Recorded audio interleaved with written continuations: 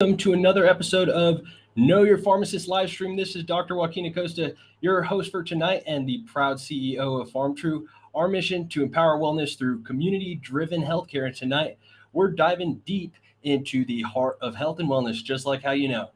Well, from the bustling front lines of New Mexico's health landscape, addressing the smoke impacts from the fires across the state, to the intricate world of cannabis and strain knowledge, guys, we got a packed show for you tonight. We'll be exploring the latest health updates from the DOH based on the smoke impacts, tech innovations that are going to be revolutionizing the way we communicate, and the delicate balance between life's opportunities and risks for our Enlightenment Hour.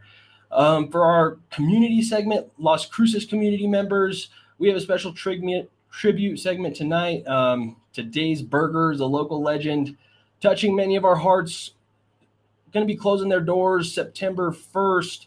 So, just wanted to give a shout out to those guys. Dave's Burgers, always, some tasty burgers here in Las Cruces, New Mexico for as long as I could ever remember. And viewers, as always, thank you guys. Our aim is to enlighten, engage, and empower, whether you're here for the latest health trends, community stories, or just to be a part of our growing family. We're thrilled to have you with us. Special shout out to our incredible show sponsors tonight. Couldn't do it without you. Pharmtrue, High Horse, the Trichome Alliance, and Vito Speedway Park. Their unwavering commitment and support allows us to bring you this content week after week. So without further ado, let's dive right in. Grab your favorite beverage, everybody. Get comfortable, and let's embark on another journey of discovery together. I'm excited to get this thing started. All right, Pharmacist Frontline, guys. Those of us in Las Cruces, New Mexico may not be hitting us yet, but, those Santa Fe, Albuquerque, New Mexicans have been really dealing with the smoke impacts from that fire up in Albuquerque. Anybody already know anything about that or, have anything to say? Go ahead and put that on the comments there. But so it got serious enough to the point here, the smoke, the high winds, and the heat have been obviously contributing to several wildfires throughout the state and human fires. And smoke in the air is literally, something that the health officials from the New Mexico Department of Health are wanting to make sure that everybody realizes. So, guys, if you didn't know, here in our Pharmacist Frontline segment, we're going to be airing here about how to check your smoke tracking in the environment. So there's a method called the 5 to 3 to 1 method for visibility method for protecting your health from smoke. So check this out. During fires, this is on nmtracking.org/fire, right? So get this. The first thing, of course, determining how smoky it is based on how far you can see. That's an easy way to assess the air quality. Number 2, decide exactly what you should do based on the quality of the air. So within a 5-mile radius of a fire, you got to be checking that, outdoor activity. If you're an adult, teenager, or an older child, you can go outside and check visibility often. But if you are age over 65, pregnant, or a young child, or you have asthma, respiratory disease, heart disease, you want to minimize outdoor activity again. So makes sense, right? But guys, there is a 5 to 3 to 1 visibility method, right? How do you tell if something is 5 miles away? Yes, that's hard, but with visibility, you're going to be able to gauge these things. And with other, things that are happening around you. Anyways, 3 miles, young children, adults over 65, and people with heart and or lung disease, asthma, respiratory illness should avoid all outdoor activities. So if you are within 3 miles of that smoke and the fire, guys, that's a thing. I'm going to make sure to put this in the chat comments there. Sorry for Instagram that you guys aren't going to see this, but Facebook, you guys, at least you can look at this fire and smoke recommendations from the New Mexico Department of Health. Okay, so 5-mile radius in the New Mexico area. Examples, the Albuquerque metro area. That's a 5-mile radius. Las Cruces, the entire city of Las Cruces, you're about a 5-mile radius, right, from University to Doña. So Santa Fe, 5-mile radius. So really, if you were at one end of town, and there's a fire at the other end of town, you're already there at that 5 mile radius, guys. 5 mile radius map. There's a buffer map tool, which you can actually go to on the New Mexico tracking.org/environment fire and smoke website. I actually think I'm just going to go ahead and share that screen with you guys on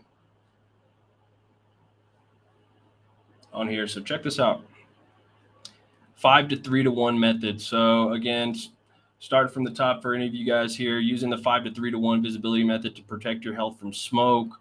When you're looking at wildfires and these things that occur, guys, there was that, was it a freight fire in Albuquerque?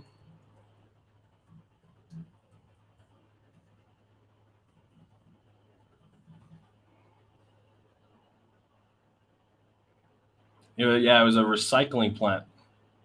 So it was basically this health alert had come off of the recycling plant that had gotten out of control, burning a bunch of plastic in the air. So on top of the smoke being unhealthy, it was right from these plastics. So interesting to see what the ramifications could be. I know, watching the movie Oppenheimer right now might have people a little bit more stirred up than maybe it needs to be. But either way, talking about the 5 to 3 to 1 visibility method, if it's smoky outside, find out just how far you can see. Try to pick a landmark that you're familiar with and see if you can see it. Facing away from the sun, look for mountains, mesas, hills, or buildings in those ranges. Again, 5 to 3 to 1. The city of Las Cruces, the metro part of Albuquerque, the city of Santa Fe, that's about a 5 mile radius, guys, for New Mexicans. Again, if it's a 1 mile radius, air quality is unhealthy for everybody. You guys want to stay inside, 100%. So those of you guys who were right by that fire in Albuquerque, right, like you don't want to go outside. You want to stay in that good air quality, or obviously mask up and get out. But that is your update on the pharmacist frontline area, guys. 5 to 3 to 1 method. There's a big fires throughout the state right now. It's the hot time. So, staying away from smoke is a great idea. Citing the Department of Health here, keeping up with them. We will keep you guys updated. But right now, fire has been a problem in the state of New Mexico, and, got to keep those lungs healthy. You never know. So again, visibility under 5 miles, air is unhealthy for young children, adults over the age of 65, pregnant women, and people with heart or lung disease, asthma, or other respiratory illness. Visibility under 3 miles, all of those people should stay indoors. Reduced activity at 5 miles, but at 3 miles, stay indoors. So again, this is in response to talking about all that's going on. So on smoky days, should you use swamp coolers or an air conditioner? It depends. Avoid using your swamp cooler when smoke levels are higher than normal, because most swamp coolers have filter pore sizes much too large to filter out particles from smoke. So interesting. Basically, it's giving advice right here of what you have to do in a dire situation. Guys, again, referring to what I shared here, ennemytracking.org/environment, fire and smoke. Any of you guys want the resource, but I'm going to move on to the next portion of the show here. Thank you guys for jumping on in and tuning in. So next part, we're going to be talking about TikTok and interesting, technology that's out now. And maybe this has been kind of on the forefront because I looked and saw some other technologies, but this one is starting to make waves out of Stanford, a company called TranscribeGlass. Pretty cool. They've got glasses that have almost like it's literally just a screen. It's a clear screen, but the glasses are able to hear and transcribe the words in real time for people that are deaf. So it's really cool. TranscribeGlass. It's a wearable heads-up device for deaf, hard of hearing, or other people with hearing loss who want to improve their comprehension of spoken communication using captions. So literally, it's glasses that use the technology to transcribe what is being spoken out to, whoever may be listening. So that's a cool way to use that kind of app and technology for transcription for some really, really good and promising things. I think that's awesome. So in our tech talk today, shout out to TranscribeGlass, the future of real-time transcription, created by Stanford students. And that kind of is, I mean, not the entire future of healthcare, guys, but things to think about there. Augmented reality, virtual reality. That's, I mean, technically a version of augmented reality, because in your reality, you're having a transcription of what is being spoken, dictated to you. What if it interpreted something wrong, right? So that's where it's kind of augmented reality with these glasses. And, the new Apple glasses, guys, I don't know if anybody has those or has not gotten those. I don't know anything about them, but, those are a version of that too. So again, people with hearing loss, deaf people, have to use sign language, lip reading, and TranscribeGlass is a pretty cool idea. It's a pretty cool technology. Again, guys,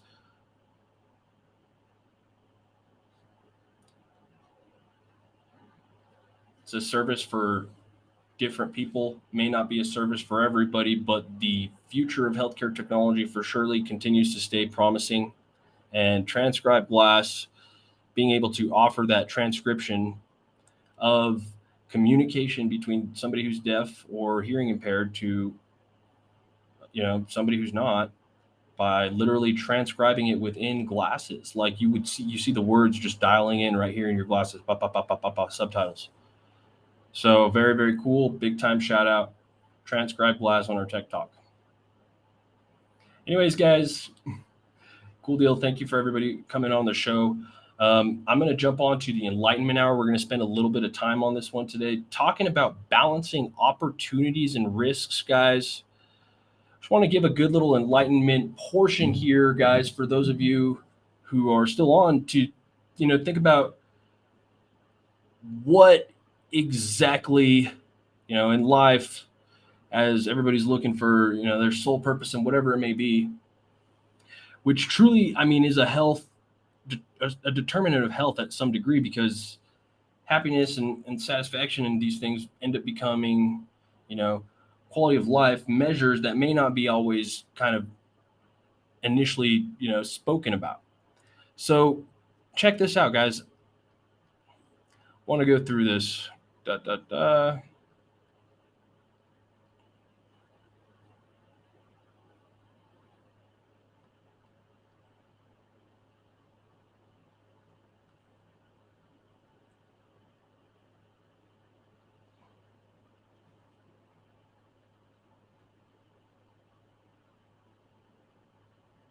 So the concept here, identifying right opportunities and risks in life, in business, and all these things. So guys, as a pharmacist, it's an interesting crossroads where we come to here in the Enlightenment Hour, talking about how this works. And guys, feel free to tag along, play along, or just think along. But looking at this, identifying risks in life and in business, I kind of wanted to touch some good ground on this, because this is, as a business operator, this is something that we're doing, every day. And I think it became more apparent to me in that world when I saw like that in terms of the full on omniscient view that you get on things. And, looking at balancing opportunities and risks as a, human being, as a person that's, lucky enough to live in America in a capitalistic society, people think about their retirement planning, those are balancing opportunities and risks. When you think about your healthcare, you're kind of balancing opportunities and risks a lot of times, because you may be looking at what your insurance can afford or what your insurance can pay for. I'm trying to balance that with, what side effects from that surgery there may be, what associated costs may be, right? Where does that create a version of, relationship to you in your own personal life? I'm not quite sure, but that's what I'm saying is, like, for myself, right? Initially, jumping out to become a pharmacist, doing my own pharmacy, and actually leaving the corporate world of pharmacy, that was the biggest opportunity and risk moment in my entire life and my career. It has amounted to actually being, a very, very rewarding experience. But that's something that really took a lot of time. And talking here, so, just to think about what, risk and opportunity even creates, we had the plan of doing, the business plan for our initial pharmacy was created in 2018.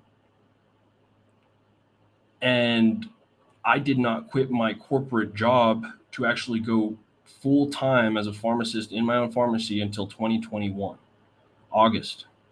So really it was, balancing opportunity and risk for a long period of time. And within still a ton of failure. So, in my point back then, initially, like my time as a pharmacist at CVS was more lucrative to me than what my time could be anywhere else. And then the redefinitions of, time and these things start redefining themselves in terms of what skills and things you develop in life, or what opportunities come along. So for myself, right, I guess that's just, talking about where I'm at right now, live streaming. Live stream is a risk. Why, somebody would say, why would you jump into a live stream each and every single day? So in our enlightenment hour, we're talking about risks in life. Like, I 110% value my ability to be able to communicate with a community of people that need health each and every single day online. And for the fact is that most of the people I engage with online have been my patients at one time or another, or are all people that I have associated with. So, if I can expand that reach and try to, help people and give opportunities the same way I would in any other scene, I think that is the opportunity that I am jumping into. So as I look at that in a risk scenario, I could look at a risk of, jumping into some sort of corporate situation where I couldn't have any of my time. So again, briefly introducing this, guys, opportunity and risks, two sides of the same coin in our personal and professional lives, right? So when you identify these things, I want you guys to think about, what that may be for you in your life so that you can make better decisions going forward. So if I can, bring that to light as a healthcare provider, as a business person, those are maybe some of the things in life that I have some sort of experience with. I think that's a great idea. So, awareness when you're looking at opportunities, self-awareness, 110 billion%. What can you do? What are your strengths and weaknesses, right? What do you hold important to yourself? Important. And this is for everybody. And, when you're looking at opportunities in your life, whether it's an opportunity to get healthier, whether it's an opportunity to, learn something about something you like, or whether it's an opportunity, a financial opportunity, you're looking at strengths, weaknesses. Does it make you happy? Like, how does that align to things? So I just think it's a great conversation to be had. I don't think it's not a permanent, there's not a one-day fix for these things. I think understanding the flow of life and reality is to also understand the flow of opportunities change and things change all the time. And, opportunity and risk change, and the balance of it all changes. What can you do to, mitigate and find the right path? If you were walking on the street and there's a big rock, so long as you're using your senses properly, you're going to walk on the street and avoid the big rock. But if you are going through life and you're, looking at new opportunities and you don't know what rocks are even going to be in the way, there's going to be that time where you have to identify what kind of rocks. and you have to identify how you deal with the rocks. So, knowing your own top 5 strengths and, weaknesses is a very, very good thing, as an exercise. I recommend it. Think about that. Think about strengths and weaknesses. Think about your own, values, what you find important. Look at your short-term goals for whatever situations they may be, your long-term goals. Maybe opportunities may come from relationships, right? Some people call that networking. Some people don't have those opportunities that way, in a networking way, quote unquote. However, people that you already know have opportunities, have things to collaborate with. You can achieve other things in that regard, whether it's mutual health outcomes that you want to achieve, whether it's mutual, sure, financial outcomes you want to achieve, sure. Got to be picky about that kind of stuff, guys, 110%. But, right, I mean, I guess just overall looking at how people can, do things effectively, and or at the same time where it can be a big pain point.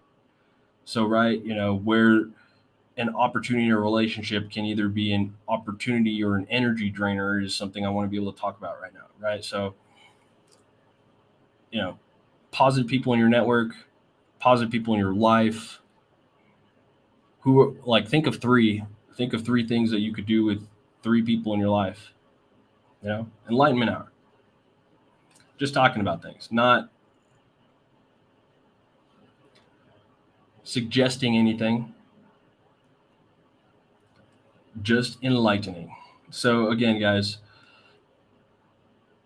looking at energy drainers in this point, where you look at opportunities, you look at opportunity cost. What is the energy cost? Granted, energy should be exchanged in a proper function in most every regard, and there's always going to. But in life, just as much as your body is a mechanical vessel for your own health and your spirit, like, same thing. The way it interacts with everything else in the world is also, either contributing to the betterment of your energy or not. So, you can have tasks or people that sap your energy, right? Those sapping kind of people, it may be a situation where you don't realize it, and that's okay. But to understand where, maybe certain activities or relationships exhaust you more than they should, does it not mean that it's not like a muscle and people should work at these things? Absolutely. Absolutely. But at the same time, when you're looking at opportunities and risks in life and in business and in health, certain things, may contribute to your exhaustion. Whether you're, I don't know, young people partying every single day, whether you're an opiate addict, whether you're, I don't know, whatever it is, unhappy at work, even to those degrees, identifying things that sap your energy, those could be issues that are worth balancing. So how do you introduce a, decision-making framework for this and evaluating potential upside, potential downside? How do you look at how it's going to align with what you do, whether it's your personal health goals or financial goals or professional goals, family goals? How does all that kind of work together? And then at the same time, do you trust your own gut?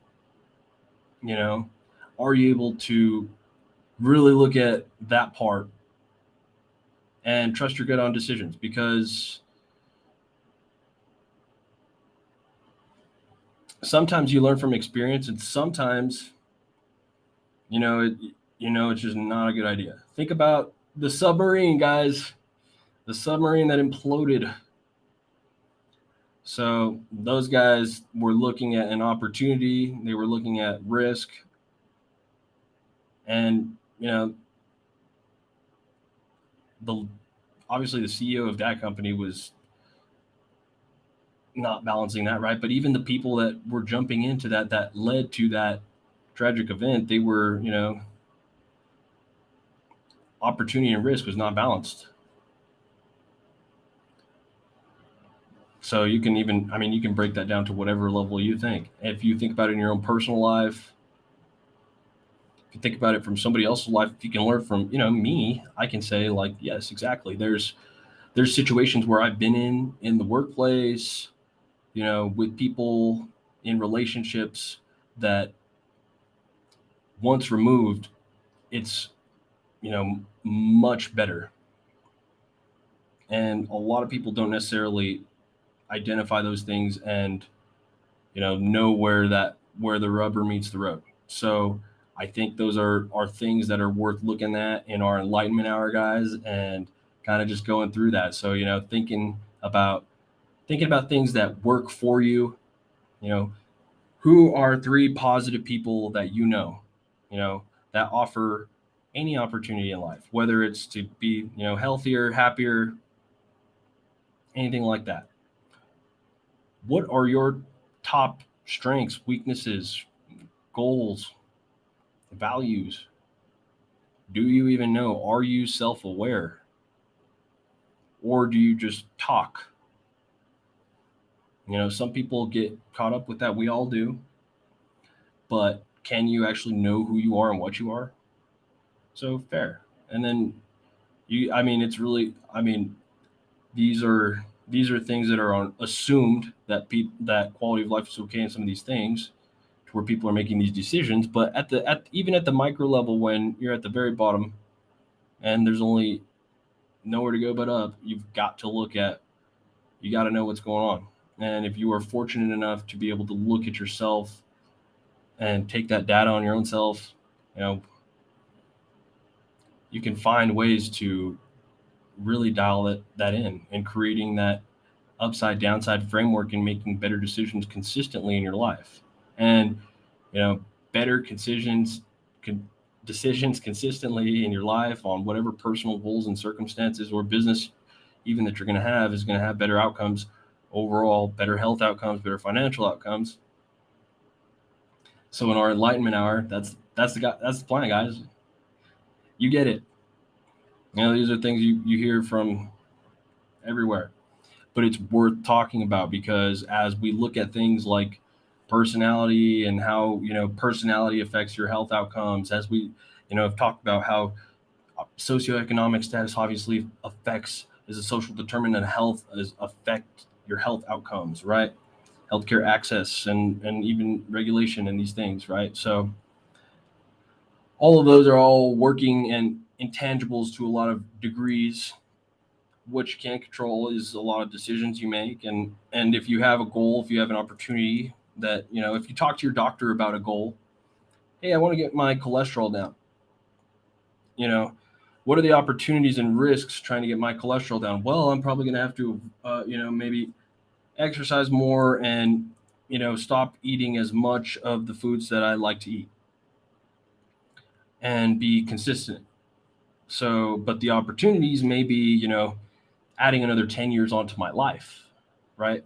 If you want to look at being adherent to your medications, right? The opportunities of actually taking your diabetes drugs or high blood pressure medications, your statins on time, every day, asthma, you're going to live longer, better life, has the opportunities. The risks come from, maybe in somebody's mind, I don't know what risk you could incur over that, but maybe just to think of the time that it takes to coordinate all that, or whatever personal motivation factor and a quality of life that you could think. But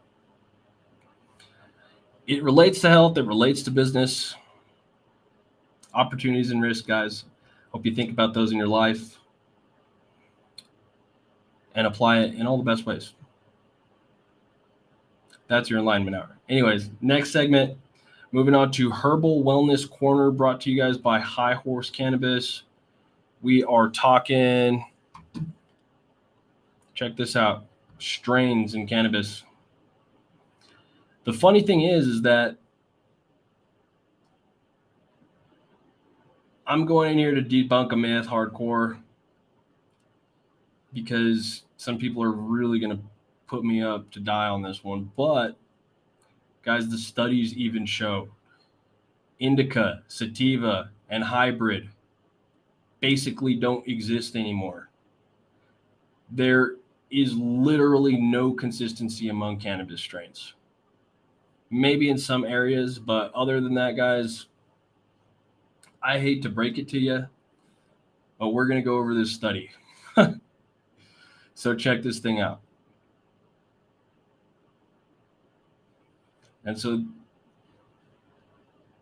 this study right here, genetic tools weed out misconceptions of strain reliability in cannabis sativa, implications for a budding industry, done in 2019. But guys, they went around basically to check different cannabis strains versus one another in their genetic properties. What are genetic properties, right? Well, they develop different markers here to show how the strains actually may have, indications for their actual gene connection. So, moral of the story with this thing is, right here, as I'm scrolling right here, this is the picture I wanted to show you guys, the heat maps of the strains. They went through in Colorado and, picked like 6 popular strains right here. So Durban Poison, Golden Goat, Girl Scout Cookies, Sour Diesel, Chem Dog, and Blue Dream. Heat maps of these strains. Check this out. For those of you who can see it, the light green strains here are the ones that are the most consistently, paired with each other. So the purple strains indicate no genetic relatedness. Green strains, high degree of genetic relatedness. As you can see, there's a lot of purple and gray. So when you're looking at like this Durban Poison strain, in Denver, there's no genetic similarities between any of the Durban Poison strains. Girl Scout Cookies, there is a whole lot of inconsistency there in terms of your genetic strains. So the strain reliability showed not a whole lot of relatedness and promising relatedness for a lot of strains, and not a lot of consistency all over the place. So, the change in the variations are worth noting in an industry right now where, I know a lot of people are really, really, really specific to indica or sativa or even whatever strain that they get. But I'm going to go into some of the numbers here. And guys, it's just moral of the story. Everything is a hybrid now. Whether they're a little bit more sativa or a little bit more indica is basically the question to address. But everything is a hybrid. And in a new budding industry where it's still federally, obviously illegal, it's interesting to see that literally, sativa and indica are now up for dispute, and they have been, because there's no consistency. So I don't want to be the break it to you and say, don't do your indica strains and this, that, and the other. But to people, when I'm really looking at things here, I just want you to know I would rather look at dosing points of THC and CBD and how much, milligrams of each that you are consuming versus whether it's labeled indica or sativa. Because it's a mess. It's still a mess. Literally, the study showed in neutral genetic markers, there are no consistent genetic differentiation between the widely held perceptions of indica and sativa cannabis sites. And they do not support genetic analysis does not support the reported proportions of sativa and indica within each of the strains that were in the study specifically. Expected, given the lack of genetic distinction between sativa and indica. So because, guys, there's what's called landrace that maybe initially were genetically separating sativa and indica, but because of the breeding efforts right now in the cannabis industry and the e-regulation everywhere, there's not consistency that you're ever going to find. Like if you're going to look at one Blue Dream at one store or one Blue Dream at another store, it's not going to be the same. You will maybe find some consistency between growers, but that's only consistent based on if they are getting the same, clones every time or whatever they may be doing, if they're seeding or if they're doing tissue culture. So for my cannabis people,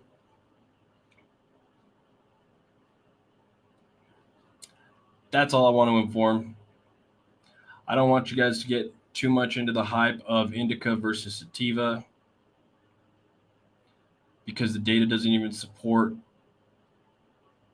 that there is one true indica or sativa right now, because strains in and of themselves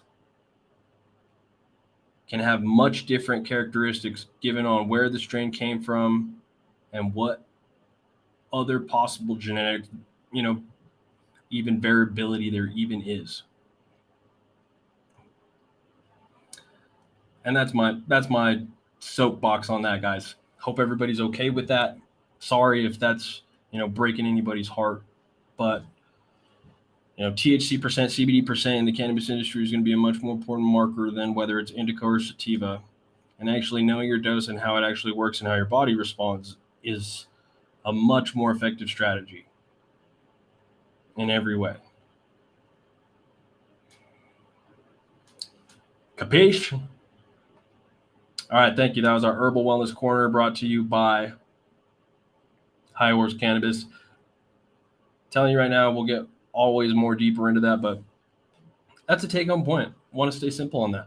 Anyways, guys, community spotlight here, talking about Days Burgers in Las Cruces, New Mexico. I don't know if anybody's been to Days Burgers in Las Cruces that's watching.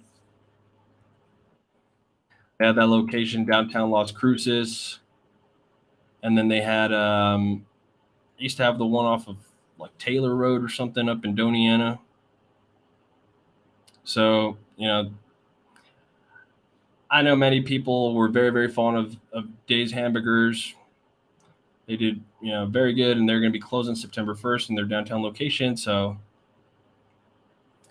for everybody in Las Cruces that's devastated, I understand. Share it with you on that.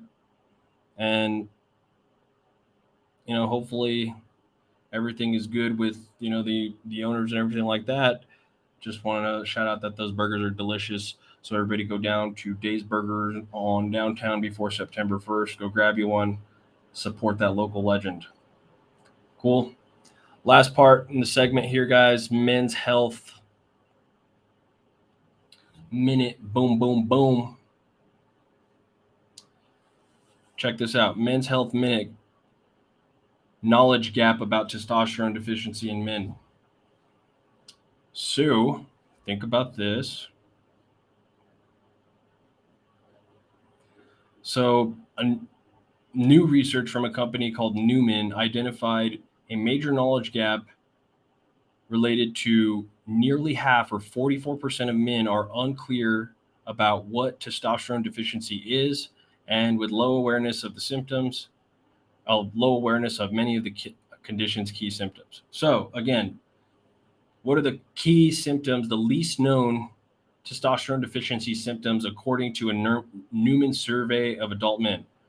Poor focus, poor memory, weaker bones, risk of osteoporosis, weight gain, reduced muscle mass, fatigue, and reduced endurance. So again, left untreated, that can have a major impact, guys. Sex drive, loss of sleep, depression, erectile dysfunction, as well as reduced muscle mass and strength. So, men suffering in silence because, one, they may not know it. Maybe men write it off. their decline in well-being is just a normal part of aging, but it doesn't have to be. So basically, talking about medicine that is regenerative, bioidentical hormone replacement therapy is regenerative medicine. And, you can take a venous blood test with your doctor to identify whether, if your testosterone levels are low, what the underlying cause of testosterone deficiency may be, men, and, get that addressed. So according to this, guys, again, men, only about 40% of us know that testosterone deficiency even exists and what it is. So awareness leads to outcomes. So you got to increase the awareness, guys. Men are living less than women. Testosterone deficiency is something that has changed over time as, age, lifespan has increased. But at the same time, the way we live our lives also changes too. So that's where things like testosterone deficiency can actually be a thing. And it's okay to not know, but it'd be worth getting that blood test with the doctor and asking about that on top of everything else. Don't go and ignore the doctor for everything and try to ask for testosterone. That's not the case, guys. It's just when you're looking at everything else that you're doing in your life, maybe there's synergy there. Women in menopause treat much more actively than men with testosterone deficiency. So, women will take progesterone, will take estrogen for, menopause. Men seem to just write off their own health just to the natural decline of aging, which is commendable, I guess, but it doesn't have to be. So again, guys, questions about bioidentical hormone replacement therapy, testosterone deficiency, knowing nearly half of men are even unclear about what that even is and what that means and or how to treat it. So granted, it's not just male menopause, right? So it's more than that. And most men truly go untreated. So things were very reversible for a lot of that. Poor focus, poor memory, weaker bones, risk of osteoporosis, weight gain, reduced muscle mass, fatigue, and endurance. And that's our Men's Health Minute, guys. What you need to know. Anybody else have any other questions? Appreciate everybody tuning in today. Happy Monday. I hope everybody's having a wonderful Monday. Stay out of the smoke, Albuquerque and northern New Mexico, you guys. Telling you. See you guys tomorrow. Have a great evening.